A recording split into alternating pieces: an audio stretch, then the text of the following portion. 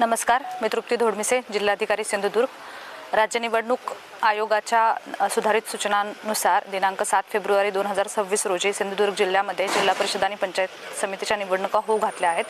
त्याचप्रमाणे दिनांक 9 फेब्रुवारी 2026 रोजी या मतदानाची मतमोजणी होणार आहे।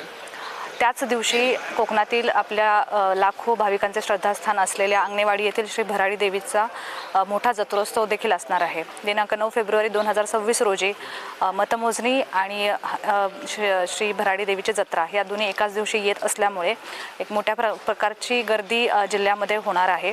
त्याकरिता सिंधुदुर्ग जिल्हा तसेच सिंधुदुर्ग जिल्ह्याबाहेरील नागरिकांनी प्रशासनास सहकार्य करावे। आम्ही वेळोवेळी दिलेल्या निर्देशांचे पालन करावे आणि कायदा आणि सुव्यवस्थेला बाधा येणार नाही अशा पद्धतीने आपण पालन करावे अशी जिल्हा प्रशासनाकडून मी विनंती करते। धन्यवाद।